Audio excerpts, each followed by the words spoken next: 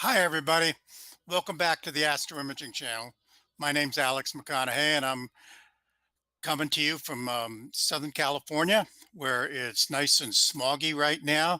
Um, we've had a lot of fires around here, all the way through the state, all over the western states. I think actually in a lot of different states we've had some fires, um, and we had an outreach the other day with the Riverside Astronomical Society, and in fact we got all smoked out, and we had to do it all. It was a virtual outreach, and so we had to use our stored pictures that we had. So it's taxing the imagination as to how we do all that stuff. Um, Let me get over to my other screen over here and start my presentation. Share my entire screen, and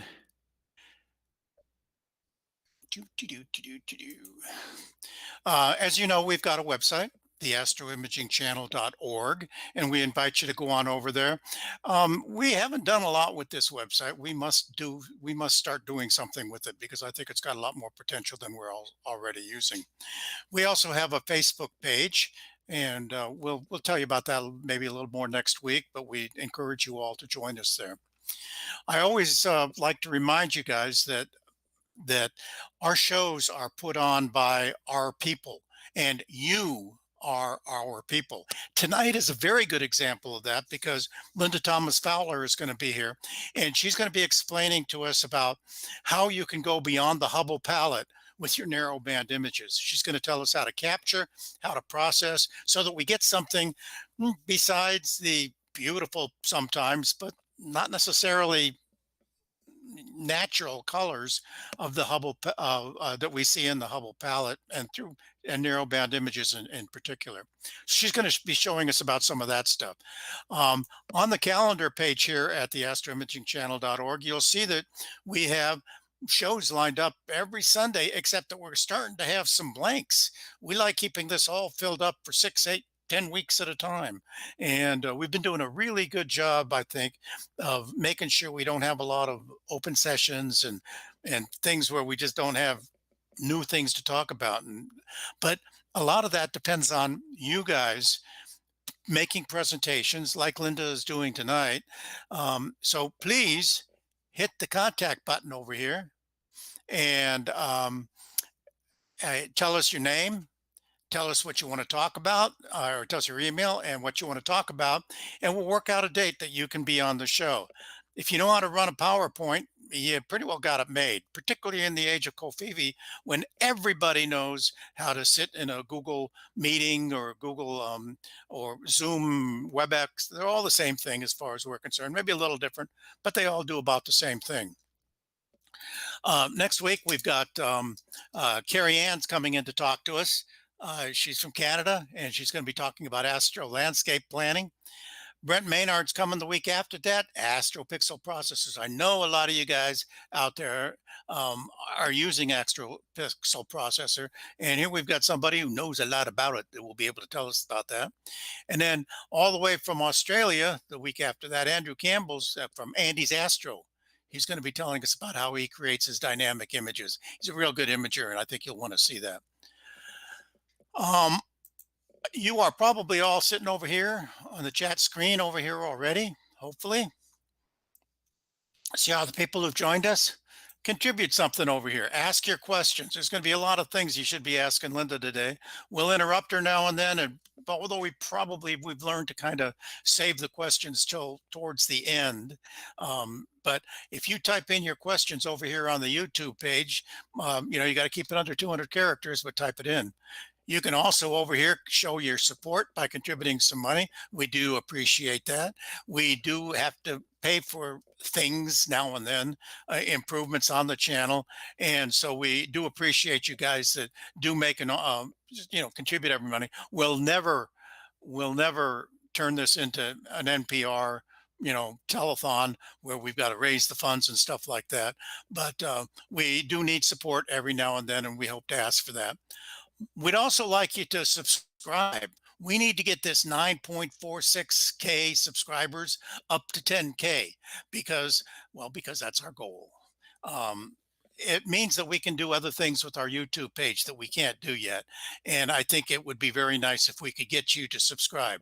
So if you like what you're seeing and you'd like to find out messages about what's going to be happening, and just generally support the efforts of the or the YouTube efforts of the Astro Imaging channel, hit that subscribe button and join up with us. Okay, I think we are all ready. So Linda, are you just about ready to get going here? Yeah, sure thing, Alex. Okay, then I'm going to try to figure out how to stop sharing, although Molly will probably take it away from me. Stop presenting. You're on. Take the presenting.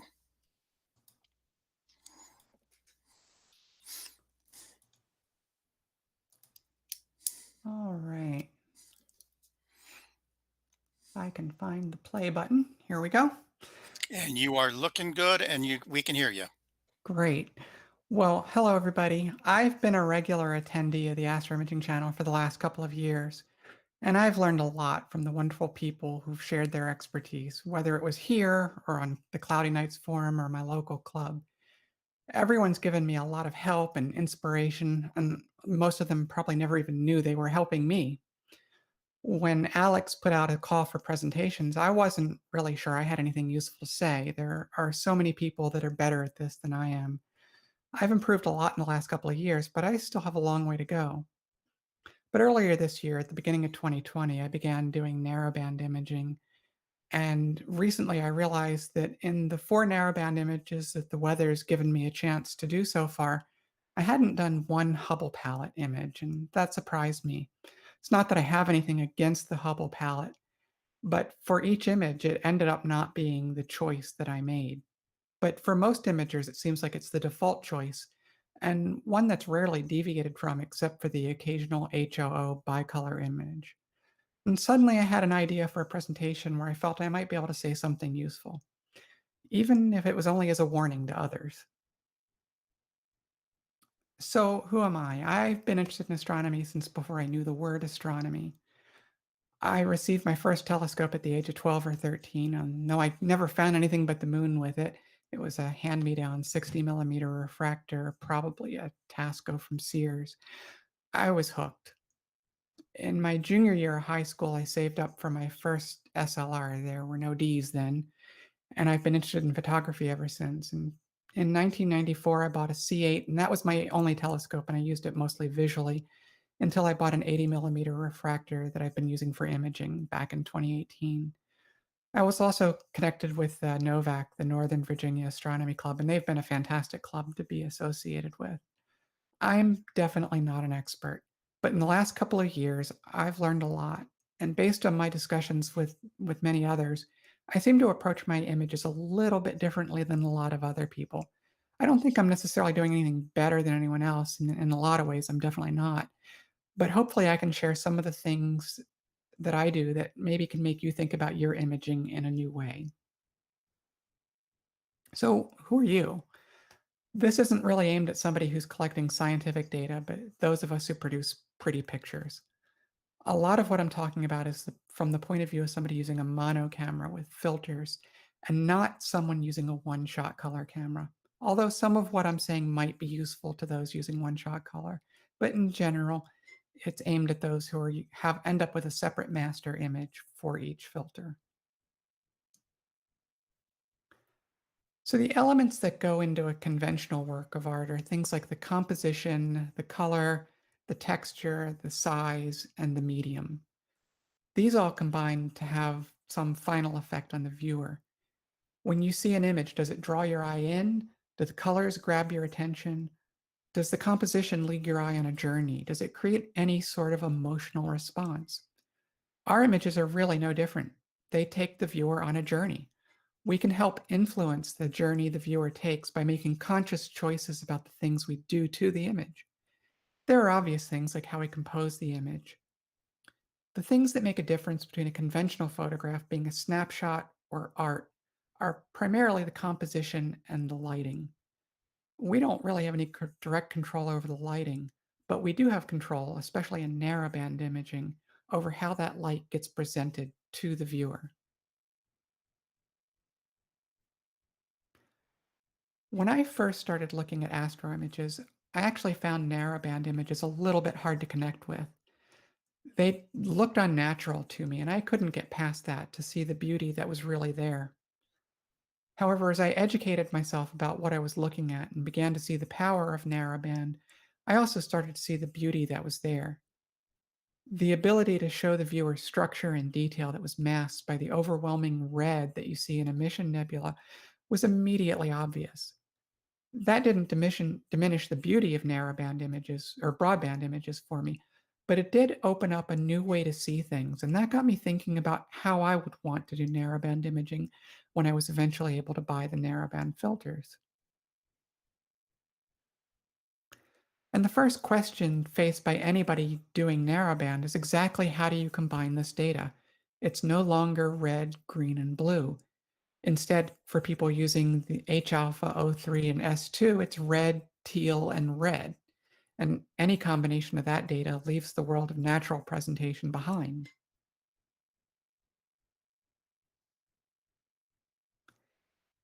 If you were like me, your reaction when you saw this picture, the pillars of creation, was simply wow.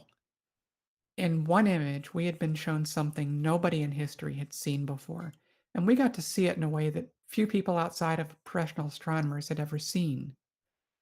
When amateurs began using narrowband filters, it was natural for them to use this way of combining data. There's a logic to its presentation that made sense, and for many emission nebulae, the Hubble palette makes a fairly pleasing presentation, with warmer color towards the center and cooler color toward the edges. And by warmer and cooler here, I'm referring to the color the way an artist does and not in terms of the temperature of the gas being imaged. Most imagers gravitate toward the Hubble palette because it works fairly well, especially for those emission nebulae, and because most other imagers use it. There's nothing wrong with that, but there's really more to the world than SHO.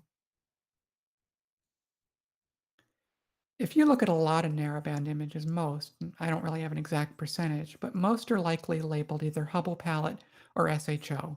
For those that aren't familiar with the term SHO, I'll get to that shortly. But for now, it's just another way to refer to Hubble palette images.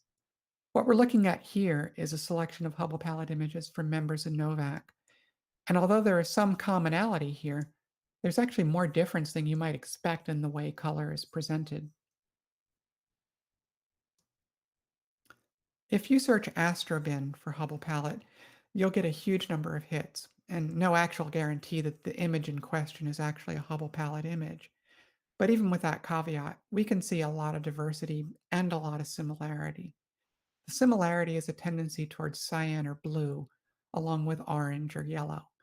The funny thing is that the Hubble palette doesn't really produce a pure blue or a pure yellow very often.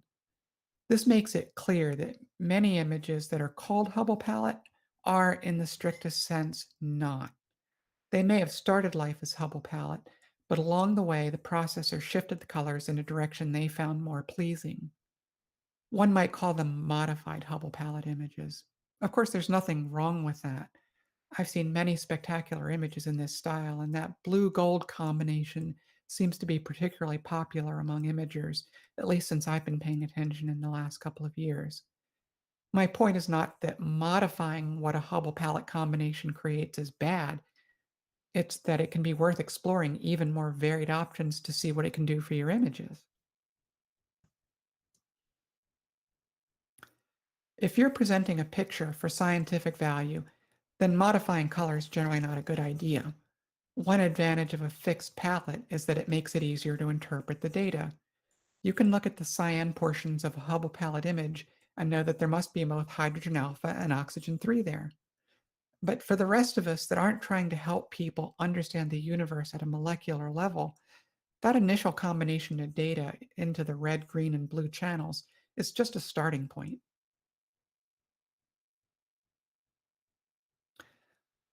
The idea behind this slide is what really gave me the idea of suggesting this presentation to the folks at the Astro Imaging channel. I see so many conversations on cloudy nights about people disliking green in their images, and they go to great lengths to get rid of it. And really, I'm not sure why. While it's true that many times we have to work to get rid of excess green in broadband images, especially when working with color cameras, It almost feels as if that bias transferred over to narrowband, particularly when the justification is that green is unnatural. The truth is, all narrowband images are unnatural, although some combinations can approximate reality. I'm not going to try to convince you to embrace the green. That probably isn't something that's going to change anytime soon. But if green makes you see red, then maybe using a palette that isn't so green heavy might be a better starting point. If we go back to our statistics courses way back when, we know that there are 6 permutations for the ways that our data can be combined. 2 of them are popular enough to have names. Here, each letter corresponds to the filter: H for hydrogen, O for oxygen 3, and S for sulfur 2. So the Hubble palette is also known as the SHO palette, which is maybe a bit more descriptive way to label it. Each of these palettes has pros and cons. Some people hate the magenta stars that the SHO palette tends to produce. Others can produce cyan stars. But the overall image from each of these palettes is going to give you a very different feel. Here's data from the Rosette Nebula, combined in each of those 6 palettes with just a screen transfer function applied in PixInsight. The Hubble palette is the top center. This was actually my first narrowband image. Each of these combinations has a really different feel to it. Your reaction to some of them might be yuck, but others might get your attention. What do they say to you? If you had to process this data, which combination would you like as your starting point? For me, I actually do like the SHO, but also the OSH and HSO, although I do find the cyan stars a bit more distracting than the magenta stars in the SHO. That's just my own personal feel. But here's data from the Veil and the Pickering's triangle in the exact same color palette presentations. It's clear that even though the palettes are the same as what we saw in the last slide, these produce different responses in the viewer than the emission nebula did. Here again, I like the Hubble palette, but everything but the OHS version also kind of appeal, although I'm most drawn to the SOH version. But if you ask me again in 5 minutes, you might get a different answer. Oddly, the OSH version produces a fairly natural looking image here, but the colors mislead. Red is no longer hydrogen alpha, and blue is not oxygen 3. Still, it's a fairly familiar and comfortable look, even if it might confuse the viewer. When I looked at the image combinations before, I couldn't help but think of this self portrait by Andy Warhol. What does his use of color here evoke in the viewer? Some of these combinations are actually kind of hard to look at, while others emphasize certain aspects of his face, while others seem to draw attention more to the openings in his face, his eyes and his mouth and his nostrils. Clearly, the color is having a strong effect on the image, even if it might be hard to say exactly what that effect is.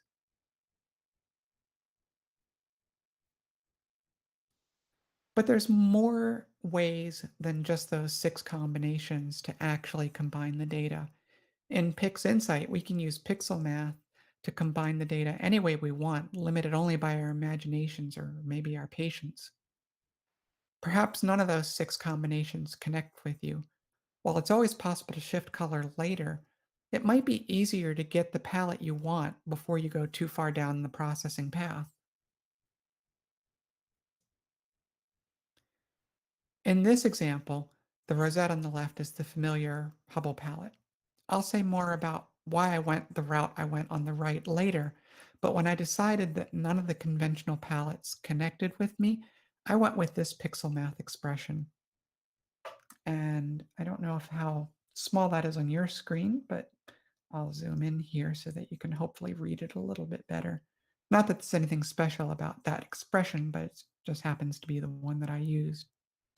Linda, that font is clear enough for me to read on my computer monitor, so Okay. I think you're okay. So really, what I was aiming for was kind of a purple here. And this pixel math expression got me to that good starting point. I was a little less sure about the yellow brown color on the fringes, But I figured if I didn't like that, I could shift it around later. I figured this was a good starting point for me. But sometimes, even using narrowband, you might want a more natural presentation. A lot of people are familiar with the HOO palette, where you put hydrogen alpha in red and oxygen into both green and blue. And that has the happy coincidence of approximating what you might get from a broadband image, but with the detail that you get from a narrowband filter. Um, of course, you're not going to get the details from the reflection nebula, and star colors aren't going to be right, but HOO can look very natural. For those that are using Photoshop, Deborah Saravolo has a great paper on how to use Photoshop and combining that with narrowband data to give a very natural presentation. In general, Deborah's work is amazing, and she did a presentation here back in March 22nd of this year that I'd recommend you go back and take a look at. There are also other ways to try to get something natural. John Rista on Cloudy Nights provided this pixel set of pixel math expressions, and what he's doing here is putting hydrogen alpha in red, which makes sense because hydrogen alpha is red, and then he's taking a little bit of hydrogen alpha and sticking it into the green and blue channels to try to approximate a hydrogen beta signal, which is a bluish color. And if you do that, you get what he has here. On the left is a Hubble palette presentation, and on the right is John's image processed with that. And you can see that actually does give a fairly natural looking image. Another Cloudy Nights user, Buckeye Stargazer, does a tricolor version. He adds sulfur data in, and he mixes some of that sulfur in with the hydrogen alpha in red, which again makes sense since the sulfur data is red, and does something similar to John, try and approximate hydrogen beta. And that produces this image with my rosette data. And that actually is a fairly natural looking starting point for the color. It almost makes me want to go back and start processing this from scratch again. So how do you choose? You've got all of these different combinations. We each have different goals with our images. Some of us might have a photojournalist's mindset, which is to document but not alter what is there. Others might see reality as a starting point and let their imaginations loose. There's nothing wrong with either approach. Both are going to have their fans. And of course, there's more than just those two ways to approach the image. But the important thing is to have an idea in your head of what you want to accomplish with your image. This is true with any image in general, but with narrowband, it's even more important because you have so many more choices that you can make regarding color. Adam Block's words about knowing the story you want to tell, take those to heart. Don't just process an image, but tell a story. And your choice of narrowband palette is a great tool to help you tell that story. When I think about the color wheel, I suspect the reason that many imagers end up hating green in their image may be not that they don't like green so much as they don't like the way green looks with that orangey yellow that the Hubble palette often produces. And they end up wanting to shift the green because it's the biggest offender by area in their image. And shifting it toward blue creates that visual contrast that the color wheel shows us actually works well with that orange. So you can use the color wheel as a guide for how you want to shift your color. A lot of these kinds of shifts are more easily done in Photoshop, but even in PixInsight, it's not too hard to shift color around. But use the color wheel as a guide for what kinds of things will actually look good. So now we've got some images coming up that are all not Hubble palette images. Each one has a very different feel. I can't promise that you're going to get the same feeling from the image that I do, but at least I can tell you what I was aiming for in the ones that I produced. So here we're back to that rosette. This was my first narrowband image. My intent when I started acquiring data was actually to be conventional and just produce a Hubble palette version. But just before I finished data acquisition, a member of Novak posted a stunning modified SHO version of the rosette. It made me think that maybe I should approach my image differently because I didn't want to post something just like his image and also not be nearly as good as his was. His was amazing. But even before I saw his image, when I saw the first hydrogen alpha subs come in, something about that monochrome hydrogen alpha image to me said Eye of Sauron. It was a mono image and they were just single subs, but the connection in my brain was made. It never really went away. The shape wasn't the same, but I got this sense of malevolent energy from the image that strongly influenced where I eventually went. Once I decided that the Hubble palette was no longer an option, that idea was there and it wouldn't let me go. I did those 6 combines I showed earlier, and none of them were where my brain wanted to go. In my mind's eye, I saw this purplish vortex with the Bach globules being the voids left by powerful energy discharges. Apparently, I have a healthy fantasy life. But since I didn't like any of the initial combinations, I played around with pixel math, and before long, I came up with the combination shown on the earlier slide. Immediately, I knew this was the image I wanted to process. That purple center connected with me. Wasn't too sure about the yellow-brown edges, but I wanted to see how it turned out. Before long, I actually came to this final image. It almost processed itself. It had that sense of energy and, at least for me, danger that I saw when I saw the original sub. Honestly, I'm not sure why a nebula with the gentle name of Rosette should make my mind think of danger and malevolence. But once the idea was there, it was there. It wasn't going away. In the end, I'm happier with the image than if I had just followed the crowd and processed an SHO Rosette. The Soul Nebula may get its name from its proximity in the sky to the Heart Nebula. I'm sure Hoagie Carmichael would have appreciated the tribute. But that doesn't prevent it from inspiring the mind along flights of whimsy. What does a soul look like? In my case, it looks like a blue baby rhinoceros. Again, I thought I would try the Hubble palette with this image, but I really didn't like the initial combination. So I tried some others, and when I saw the SOH combination, I was hooked. The deep blue with purple fringing conjured up the word ethereal in my head, and the soul seemed like an appropriately ethereal subject. And that was all it took to get me processing this version. I ended up really liking how this came out. It wasn't until I was well into processing that I saw this baby rhino shape in the image. Or maybe it's the body of a buffalo with the head of a triceratops. Whatever you see in the image, I think the color works to catch the eye and draw it in until it finds those purple edges and start working its way around the image. For me, the color is both appealing and somewhat soothing.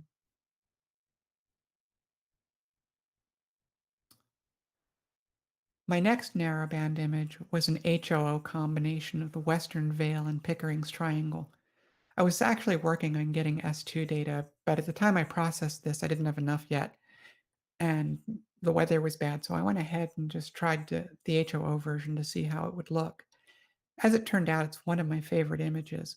The red and teal of the veil work great together, and the detail and the wispiness and the subtle hydrogen glow, especially on the left-hand side of the image, were wonderful. I loved the familiarity and the concreteness of the HOO presentation here.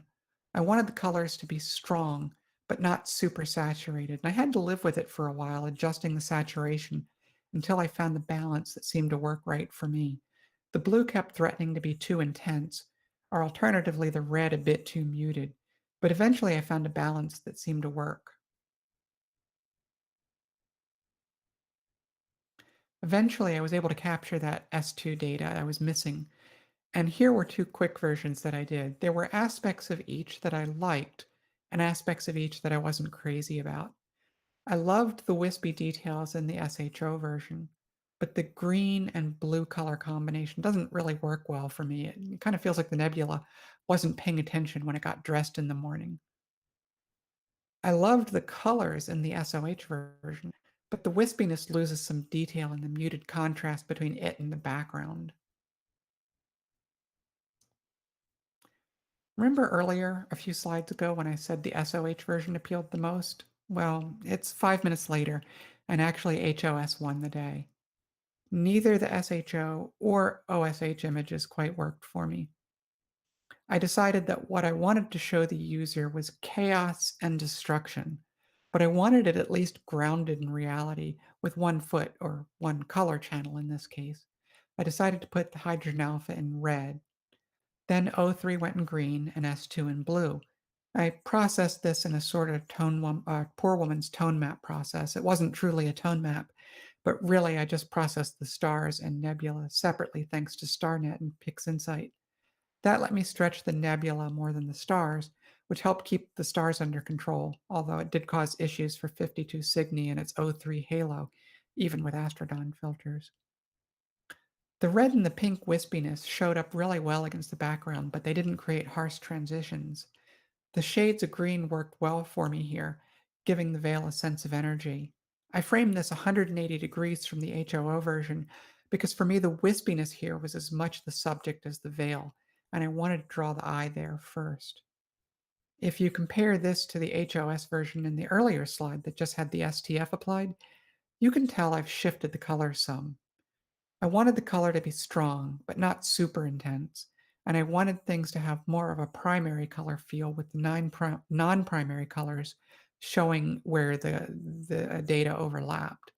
I wasn't really aiming for scientific accuracy, but just more of a qualitative feel. Processing both this and the HOO version really pushed my limits in image processing. I don't want to admit how many versions of each I did before settling on final versions. Those other versions weren't without benefit, though, because they taught me a lot about the limits of how much you can stretch data without the warts becoming too obvious, or how being too conservative leaves too much detail hidden. I seem to have to go through the entire Goldilocks fairy tale in each image before I find just right, or at least as close to just right as my skills can take me. About 2 weeks before this presentation, Alex in our local club posted this image of the Tulip Nebula in SOH. I really love this color palette. I can't speak to why Alex chose this palette for the object, nor can I say how much he shifted the colors around from the original combination, but I suspect it was some.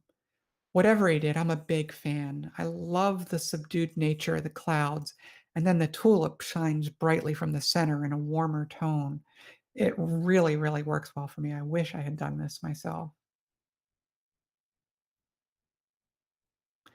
But if you go to Astrobin and search for, say, the SOH palette, you don't find much. There are only 16 images currently labeled as SOH on Astrobin. Of course, there might be more that aren't labeled, but there certainly aren't a lot by label. And this palette produces wonderful color, but it doesn't seem to get a lot of attention. The other color palettes are also not represented well. So there's a lot of opportunity here to break the mold and set your own style and maybe make your images stand out a little from the crowd. So here's a little bit of additional reading.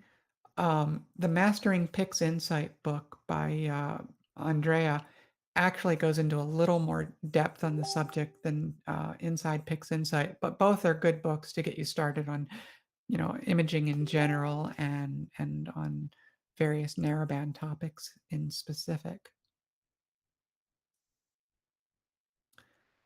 So a lot of this presentation was showing a bunch of slides that amounted to me saying, "Be creative." And I guess at some level that's true. But I hope this provides some insight as to what other possibilities exist. If your goal is to tell the story of the structure of an object in such a way that the viewer can understand what the object is made of, then definitely stick to a standard combination where each filter is assigned to one channel. Even there, SHO isn't your only option. But if you're striving for more of an emotional or visceral impact, and that structural element is not as important, then feel free to experiment. Let the story you want to tell be your guide. Or, as my wife would say, don't let the truth get in the way of a good story. So, if this wasn't enough to scare away and you'd actually like to see some more of my stuff, you can find me on YouTube or my website or Astrobin. And just search for Linda's Astronomy Adventures on YouTube or go to lindasastronomyadventures.space. Or you can find me on Astrobin under my user ID AC4LT, which is also my amateur radio call sign. So that's all I have to say. And Alex, Molly, if there are any questions, happy to try to fill in the blanks. Eric, do you have anything you want to ask first? Uh, yeah, there's a couple. There really weren't many questions. In fact, I didn't see any questions actually posted on. I didn't think I was going to produce too many given the subject matter presentation. But there were a lot of compliments Oh, thanks. on your images, and that always makes us feel good. What's your thought about star color in these images? So the funny thing is, when I was doing broadband imaging and I would look at narrowband imaging, I found the star colors off-putting. And the more I got into it, the less it bothered me. And so now I don't really think about it as much. In the last image I did, I actually just used hydrogen alpha data for the stars. So the stars are just all white. Because I didn't want them to be distracting. But actually, I find the cyan stars a little bit off-putting, but in general, it doesn't really bother me too much. I just kind of let the stars go where they go, and only if they really bother me do I worry about it. I actually agree with you. I think that any kind of natural colored stars in a Hubble palette or a Hawaiian palette or any variation is kind of odd. The color schemes are completely different, and it never kind of sits well with me. I have a couple more questions of my own. I got to tell you, I'm a big proponent of the Hubble palette. In fact, just about all my images on the Mission Nebula. Yeah, it's a great, there's a reason that the Hubble palette's so popular. Right up front, I'm a defender. Not that I object to any of the other variations that you have, and I've used a few of them, but I kind of gravitate back to them. One thing I would say, the variations that you talk about in the Mission Nebula, they only work for a small number of emission nebula that are strong enough to actually produce reasonable signals in SHO. And when you can produce reasonable signals, like in the Rosette, I mean, you can do anything you want because you have a good signal. And a lot of times you're really stretching. I'm a Photoshop user for finishing. You're really stretching those others in order to get them to be represented in some way or another. So whether you're doing it with pixel math in PixInsight or in stretching in some form in Photoshop, you're accomplishing similar things. But again, I'm more of a Hubble palette guy, so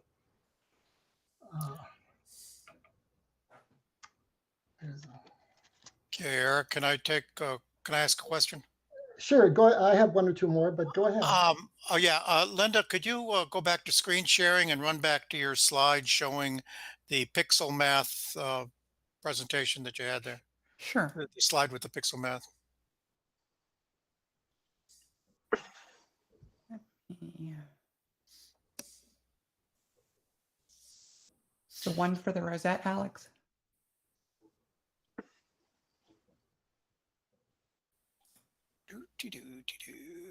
Is this the one you were asking Okay, about? yeah, that's the one I'm asking about. For those that use PixInsight and use pixel math, I think they know what it means. But there are some people out there who are maybe just beginning. They're just tuning in to find out what this Hubble palette is about anyway. Could you please parse what that pixel math is doing? Sure. So what we have here are, and can you see my mouse? Yes, we can see the mouse. Okay. So we have three expressions here, one for the red, one for the green, and one for the blue. And I have three master images in PixInsight, one called Rosette HA, another one called Rosette S2, and another one called Rosette O3. So that's what those tags there refer to. And the red image, I'm taking 80% of the hydrogen alpha and 20% of the sulfur data and adding those together. And then for the green, I'm taking 100% of the hydrogen, or sorry, 20% of the hydrogen alpha, 40% of the sulfur, and 40% of the oxygen, and adding those together. And then for the blue data, it's just 100% of the oxygen data.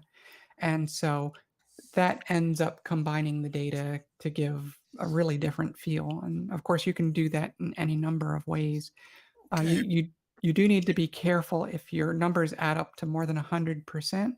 That's fine, but there's an option down here in the destination section where you would want to check rescale to make sure that you don't overflow. Okay. What would the SHO look like in pixel math? So in SHO, you would have the sulfur data here in red, you would have the hydrogen alpha data here in green, and then the oxygen data in blue. And that's all. This would just say It, where it says Rosette O3, that would be as it is. that would be as it is. And under the G, you would have Rosette HA. well, yeah, and you wouldn't have the point two or the multiplying like that. Right, right. It would just If say you Rosette. if you could go to the next slide, Mhm. which is no, the next one, that one will do. The Mhm. Buckeye Stargazers. Um, if no, the Oh, I'm sorry, this yeah, one? that one. Um, could you tell us what that first line would look like in pixel math? Yeah, so if your image was called HA, then it would look like, oh, sorry, I clicked. um, if your image was called HA and S2 and O3, just like here, then everything to the right of the equal sign is exactly what you would put into pixel math for the red, green, and blue expressions. So for the red, you would be using the full hydrogen alpha plus 124% of the S2. Exactly. Okay. And I obviously did that just for those that might need, you aren't familiar with pixel math. Sure. Pixel math is an extremely powerful way to combine your data and give demonstrations well, to do exactly what Linda just said. The important thing is if you do go down this route, as both John and Buckeye Stargazer said, these numbers here are just starting points. Feel free to try a few variations, push things up and down one way or the other. You might get a better result with your own data. And the key to it is um, the structures that are in the monochrome version of those subframes. Hmm. If you want to bring out the structures that really show up in the hydrogen alpha, you need to have that a higher percentage of that particular value. Yeah, and of course, for most things, hydrogen alpha is going to be your strongest signal, and so you're going to want to make sure you keep most of that data. Okay, that's what I wanted to make sure we did in this. So, Eric, back to you. Yes. Linda, have you ever thought of treating different parts of the nebula in different ways in order to get some of the detail out of them? I've not yet actually tried it though. I've thought about it. I haven't gotten brave enough to actually get there yet. Well, because obviously different parts of the nebula have different percentages of emissions of those three elements. Yeah, And yeah. treating, the center of the rosette will give you a different result. You could still use the same ideas that you have about different kinds of palettes, but you could bring out more detail in that. Yeah, it's a really intriguing idea, and as I've been getting more comfortable with the processing, I've been getting a little braver to try different things. So What's your thought about doing exclusive tone mapping, say with a I luminescent channel with some combination of hydrogen alpha and perhaps others? Yeah, I'm just learning about tone mapping, and I think it's really intriguing. There's a club member who does tone mapping, and his images have a very distinct look. He's even though he's using, what starts life as the Hubble palette, they end up looking different from most other images and really quite good. If you look for Randy Lindstrom on Astrobin, you'll find some of his work, and it's something I need to learn more about. Have you ever incorporated some of your narrowband data in, aside from hydrogen alpha, in your RGB or your LRGB images? I've done a galaxy, yeah, I guess it was one galaxy. I did M33 with an HA RGB, and actually I can I was thinking more of nebula, where you take your RGB and then And you add. yeah, I haven't done that yet, but I definitely want to give that a try. It's And Jeff has a comment here I think worth reading. Let's see. I combined data from different cameras for stars, luminescence from narrowband, O3 data using a certain camera, 16200, and chromatins from the DSLR data, both via StarNet, then merge into nebula data. I'm not sure I followed all that, but that's what Jeff was saying. Those are my questions. Alex? I've got a couple. I've got a couple more. Um, just on that one issue about star color and things like that, I think that with the tools that we've had over the last few years, they've been around forever, and but they were much more difficult to use in Photoshop and other places. But with StarNet and starless images, the ability to remove stars and replace them with stars from completely someplace else, that's really changed a lot of this. If we wanted to, we could pick out all the magenta stars in an SHO and easily change that magenta to some other color, or we yeah, could remove magentas through selective color management, stuff like that.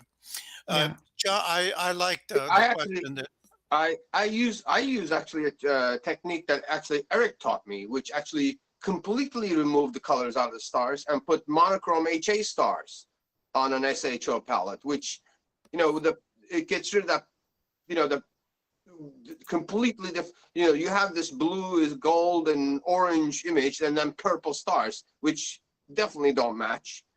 But if you just put white stars on it with no color, it doesn't, it kind of blends in. Well, actually, I can't take any credit for developing that. That came from J.P. Metzavanio, who is kind of Okay. the I learned it from you. father of tone mapping.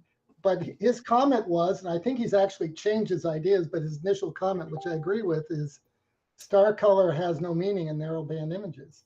And if you take that, then your stars should be white or yeah, some other color that you select. yeah. I mean, of course, it's your image. It's whatever story you want to tell. So if you find the color distracting, get rid of the color or do whatever. But I don't think there's a right or wrong answer. Absolutely It's not. If you all like big purple halos around your stars, yeah. God love you, but John John at Astra and Norm Hughes have a joint question. John said it, and Norm says, "Hey, yeah, I want to know that too. Um, why do we even use a green channel in there if we're going to get rid of the green?" Do you want to comment on that, Linda? I've got an answer for him too, but I have an Ultimately, answer on that too, if you like. yeah. I mean, ultimately, you need RGB to make all your color combinations, so you need a green channel. what you don't want is something that's more green than it should be. Yeah, Okay, so that a white star has green in it. You need green in there yeah. to make white. What you don't want is the white to be stronger than the blue and the red, uh, because then it'll look like a green star. Well, So if the question is about the nebula, remember the Hubble palette, again, maybe a dirty word in this presentation. No, it's not. It's As a not. defender of the Hubble palette, I would say it Some was of my best friends are Hubble palette images. oh, I'm not sure how to take that. In any case, it was designed to have that range, that broad range of color from those deep purples all the way over to those really dark, dark orange almost to the red. And so green is just part of that. So Yeah, I mean, the Hubble palette makes a lot of sense logically. Anyone that gets rid of greens in their narrowband images, whatever process they use, that would be a mistake. Oh, Michael. Mike has a question for me, and the answer is, how do you make selections? And the answer is you do it in Photoshop with selections and soft selections, and then operate on that. And it's a little more difficult in PixInsight, but I'm sure there's a way of doing it too by selections. And you definitely want to what everybody was referring as tone mapping, which is removing the stars from the narrowband image, processing the nebula itself, and then perhaps put the stars back in, because stars and nebula react very differently to the changes you make for the nebula. You can work on your nebula, and if the stars are in there, you'll ruin the stars. They will look horrible. Well, I mean, tone mapping, I think most people probably understand it by now, but basically when you remove the stars, and you can stretch all the other channels without affecting the star color because they're gone, and then put them back in as you would want, whether they be RGB stars, HOO stars, or white stars. Yeah, if you look at the, I'll share it again, the HOO version, which was processed conventionally, and the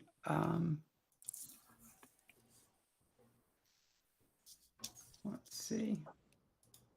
So there's the HOO version, and I had to shrink the stars when this was done to keep the stars under control. But if you compare that to this, the stars are a lot smaller. And that was just because I just didn't stretch the stars nearly as hard when I put them back with the nebula.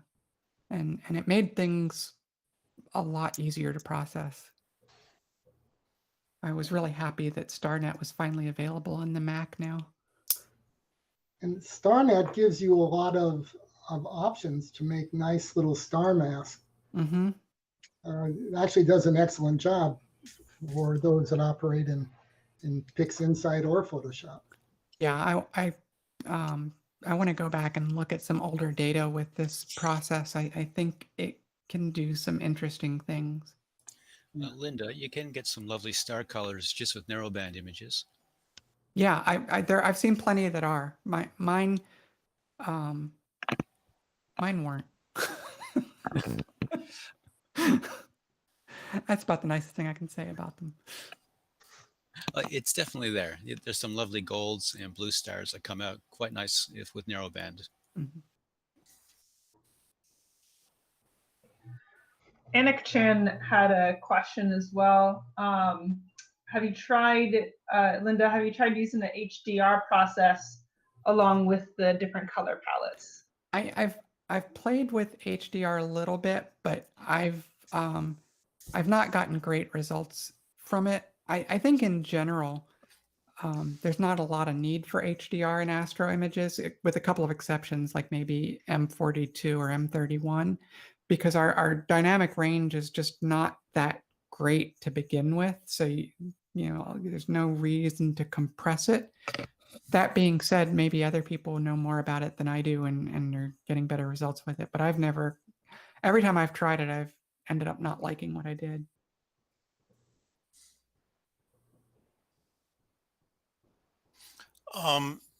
Did we get to Michael's question about how do you, it was actually for Eric, but Linda, you may want to address it. Maybe you do this, maybe you don't.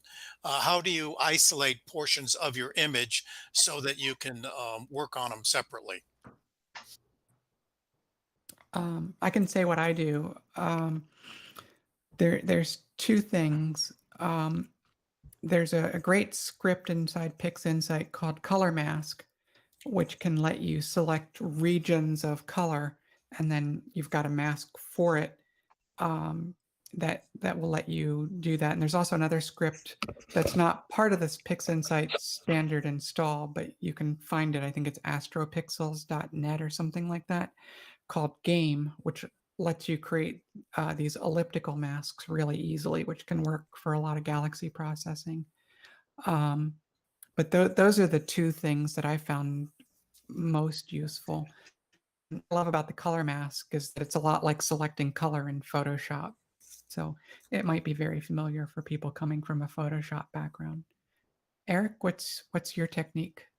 My technique is to select areas of different brightness, Okay. because brightness reflects, in my mind, artistically, maybe not in science, different contributions of SHO. And also, it's when you're working with histograms, it's easier to operate on areas with similar brightness, overall luminosity, than it is to try to select specific colors. Also, there's a great need to feather whatever selections you do, otherwise you'll end up with hard borders, which any eye can spot in a heartbeat, and that will completely destroy your image. So, but again, no right or wrong way to do it. As you said, it's in the end, it has to please your eye. And that, I think that was one of the themes that you carried all the way through. It had to please your eye when you looked at it, right? Yeah, I think that at least for me, when I go capture these images, you know, a lot of people have asked me, why do you do astro imaging? Why not just go download Hubble images? It would be a lot easier, right? It's like it sure would. But the act of doing this, from capturing the data to processing the data, it really is a way to express your connection with the universe in some kind of way that maybe is getting a little too new agey here. But you know, for me, it's that process of doing that, you know, that lets me connect not just with the image, but with the person that's going to look at the image, and connect with them in a way that just showing them a Hubble image wouldn't do. And that's why I do it anyway. Well, I think we all agree. Even sitting by myself in front of my computer, when I get to the end and the image appears that I want, I sometimes will get up and do a little dance. Yeah. It sounds silly. My wife has come in and she said, "What are you doing?" I said, "Look what I got." So I think we all feel that way. We get to the end and there's an image that we created from who knows what. I know. It's exciting. I still find those first subs that come in on an image magical. When those first Rosette subs came in and I saw them on the picture, and I'm like, oh my God, oh my God, oh my God. This is incredible. Just the detail that was there. And that, you know, that feeling is enough to keep me coming back with whatever few clear nights we get. Alex? I think we've gone through all the questions. There is, let me get back to, oh, who was it? Hank was asking us how we can contribute as amateur astroimagers to science. It's a little beyond our topic tonight, but if you search back through our archive, remember there are some 300 shows on the astroimaging channel. So you're welcome to search back through there, and you'll find many topics through there. Molly's already suggested some of them. There's always also a couple of books that I was going to look up real quick, but I've got MC duties to do right here, right now, so I can't run off and do that. So we've done a lot of shows on that, and we'll continue to do shows on that. We've had probably 6 of them already this year, 6 or 8 maybe. So there are plenty of them. Now, where are we? I think we've been through all the questions, Eric. I think we have. I'm just looking. I don't see anything new. Yeah. Again, lots of compliments on your presentation tonight. Thanks. And I'm glad. I want to give one more. I was horribly impressed with the fact that you quoted the astroimaging shows in many places. You referred back to the programs that we've already had. I wish there were a way to index the program so that they would be more accessible to everybody. But it's a lot of work to do that. And frankly, we're a bunch of amateurs. If somebody would like to help us do that, hey, hit that contact button up there on the astroimagingchannel.org. And I've already started some of this, but I just can't, it's beyond me. It's like, it's more than I can handle. So, Click, but we need somebody that can help us with that work. click the like button. Like over there. Like. Oh, click the like button. Click the like button. If you like the show, click the like button. I'm not Yeah. sharing my screen, so it doesn't matter. Okay. You Let's No, see. it actually has to do with the YouTubes, the way how it, the more people like it, it suggests the video to other people. So it's not really for us, it's for the, for Linda. Yeah.